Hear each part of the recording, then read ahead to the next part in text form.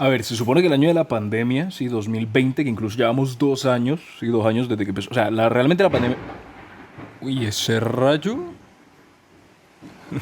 Y ese rayo. Está lloviendo duro, para que está lloviendo duro y está lloviendo venteado, pero ese rayo no me lo esperaba. Pero bueno, el caso. ¿De qué estábamos hablando? Ah, bueno, de la UFC. Se supone que en el año de la pandemia había sido el mejor año para ellos. ¿Sí? El año de la pandemia básicamente ellos vendieron un poco de pay-per-views porque eran básicamente lo único que estaba en televisión. ¿Sí? Porque de resto, pues digamos, llegó la pandemia, todo el mundo cerró. ¿Sí? Desde básquetbol hasta fútbol, fútbol americano, hockey, todo cerró. Pero la UFC no solamente pudo ser la única digamos, estar todavía en promociones, sino que encontró una manera de hacerlo que fuera sistemática, ¿sí? Ya fuese en Dubai, ya, bueno, en Dubai no, ellos no estaban en Dubai, estaban en Saudi Arabia, ¿sí? Estaban en Fight Island, pero también podían hacerlo en Las Vegas, ¿sí? ¿Cómo se llama? Los headquarters, en el Apex.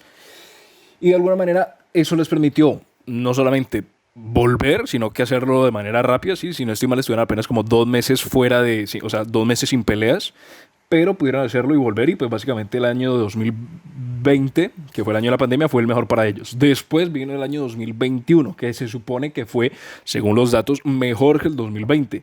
Y ahora estamos en el 2022 y empezó en 2022, el 3 de enero de 2022 y la verdad no parece por ningún lado que vaya a ser un año peor, sino que parece todo lo contrario, pareciese que es el año que puede superar todos los récords por varias cosas. La primera, porque pues digamos, saben que si vuelve a haber algo por pandemia, pues digamos, ya tienen el mecanismo para volver a, a estar activos lo más pronto posible. Segundo, la cantidad de nombres que han salido. Pues sí, obviamente no estoy hablando solamente de peleadores, sino nombres reconocidos por gente dentro del MMA y fuera del MMA ha crecido bastante, o por lo menos en un nivel importante. Obviamente no te estoy diciendo que de un momento a otro aparecieron cuatro Conors McGregor o que tienen el nivel de importancia de McGregor, sino es como que, por ejemplo, cuatro peleadores tengan ese nivel, pero sí han aparecido otros que pueden a lo mejor tener un nivel de interés mucho mayor de lo que podían llegar a tenerlo en un 2019, 2020, incluso en el propio 2021. ¿Y a qué me refiero con esto? Y es que al final la UFC depende de las peleas, ¿sí? De las peleas y pues al final eso es lo que vende. Pero detrás de las peleas también están los nombres, están las historias, está lo que permite promocionar esas peleas y pues que al final se vendan como se vende.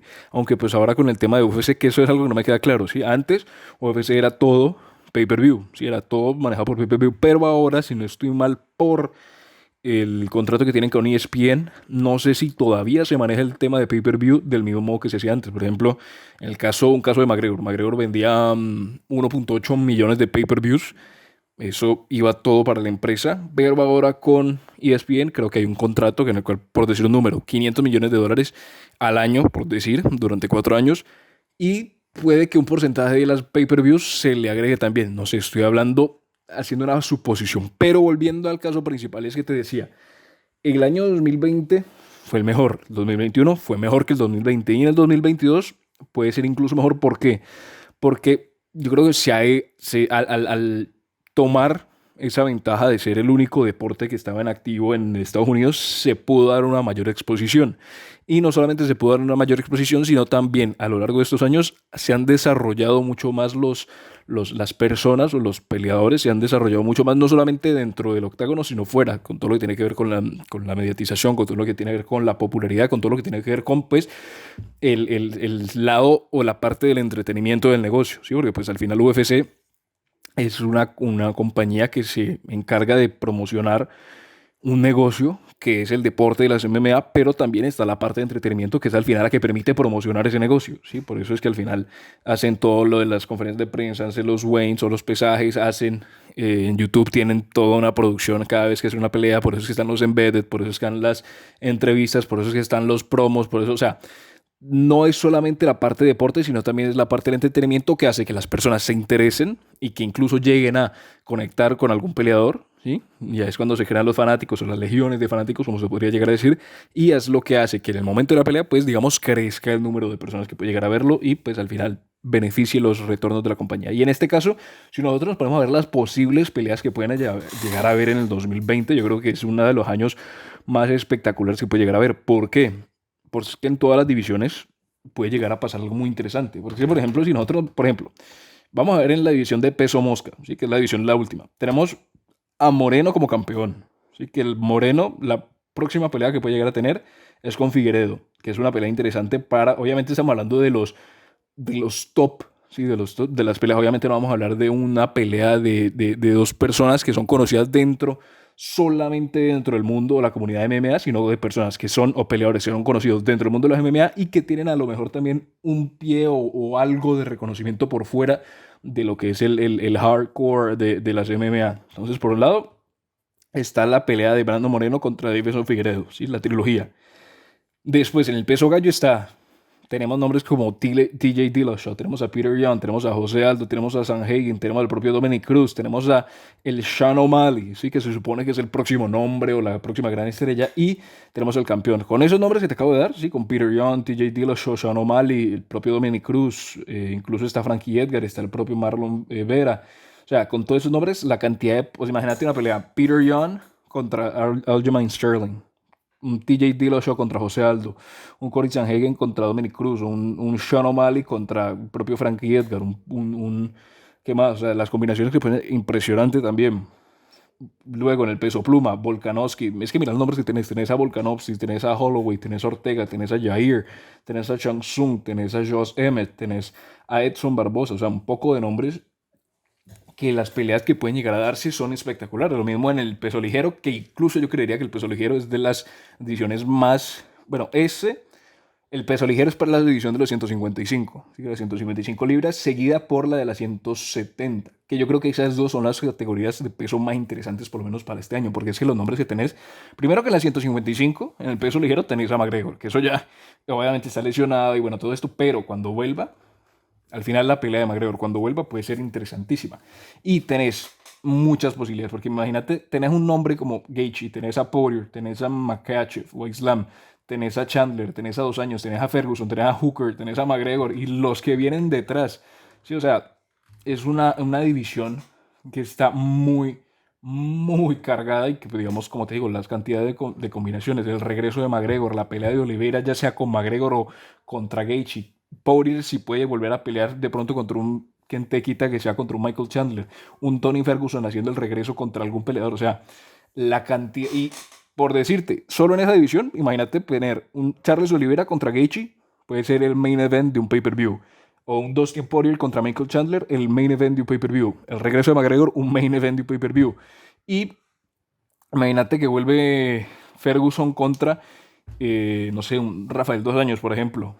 O sea, no, eso no es una pelea que pones en un Fight Night, ¿sí? Es una pelea que pones en un pay-per-view porque son nombres que atraen a las personas dentro de la comunidad y a las personas fuera de la comunidad. Lo mismo con Kamaru Usman en las 170, ¿sí? Que es el peso welter. O sea, tenés a Covington, tenés a Burns, tenés a Leon, tenés a Vicente, tenés a Jorge Masvidal, tenés a Stephen Thompson, tenés al propio Kamaru Usman y las combinaciones, imagínate.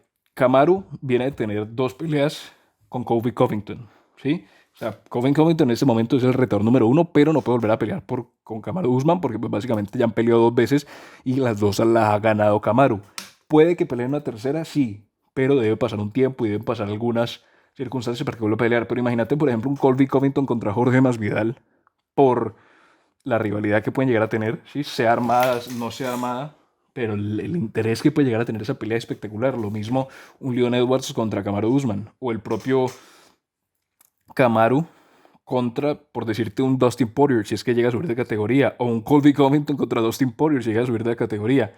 Y después tenemos a los pesos medios, ¿sí? Que es la 185, que tenés a Adesanya, uno de los campeones más mediáticos, y tenés a Robbie Whittaker, tenés a Vettori, tenés al propio Jared Cannonier, tenés a Derek Brunson, al propio Paulo Costa, que veremos lo que puede llegar a pasar con Costa, y está el propio Darren Till, que obviamente no llegó o no ha llegado, porque pues todavía nada está escrito, pero no ha llegado hasta ese nivel de popularidad que supuestamente pudo llegar a alcanzar, ¿sí? Que la UFC incluso, digamos, se puso detrás de él para darle ese push, pero que al final no salió, pero también las combinaciones, o sea, la pelea que viene de Israel Adesanya contra Robert Whittaker, espectacular, lo mismo con un Beto, imagínate un Vettori contra un Derek Brunson, ¿sí? O un Paulo Costa contra un Darren Till, o un Uriah Hall, o un Kevin Gastelum, o sea, las combinaciones. Y seguido por los pesos semipesados, o sea, y así podemos seguir con los semipesados y con los pesados, que a propósito, los pesados Estaba pelea de Cyril Gane contra Francis Ngannou y el ganador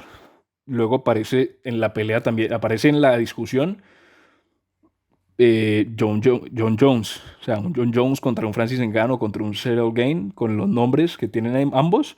Sería espectacular. O sea, lo que quiero decir es que se supone que el 2020 fue uno de los mejores años para el UFC, que fue superado por el 2021 y que puede llegar a ser superado por el 2022 por la cantidad de nombres que tiene la UFC y las combinaciones de peleas que pueden llegar a darse.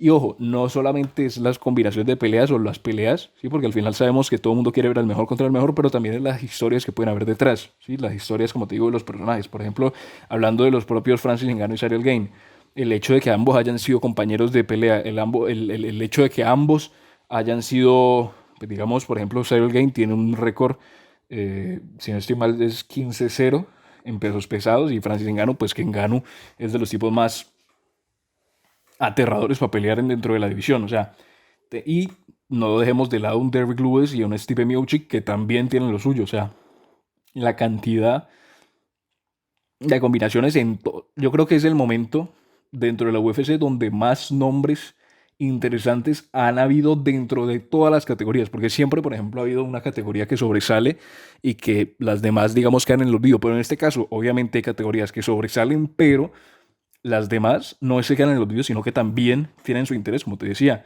Hay interés en la 155, en la 170, en el peso pesado, en la 185. Incluso con las mujeres, sí. Tenemos a Valentina Shevchenko, tenemos a Ruth Namajunas, tenemos a Amanda Nunes, a Juliana Peña, incluso a Sang Wei Lee, a Holly Holm, que sigue después de tantos años. O sea, la cantidad de nombres que tiene la UFC en este momento, de estrellas que tiene la UFC en este momento, porque pues al final lo podemos decir así, son estrellas no al nivel mediático, puede ser otras estrellas de otros deportes, pero son estrellas al fin y al cabo. Yo creo que en el 2022, si Dana, que al final es un genio para la promoción, consigue organizarlo de la mejor manera, puede ser incluso un mejor año que lo que fue el 2021, superando todos los récords de pay-per-views, todos los récords de asistencia. O sea, porque los nombres están y el interés que se ha generado por la UFC ha crecido muchísimo. O sea que creo que si pensamos que el 2021 fue el mejor año, el 2022 tiene lo suyo para incluso romperlo o doblarlo, por lo que te acabo de comentar. Entonces, atenti con la UFC porque se vienen cositas.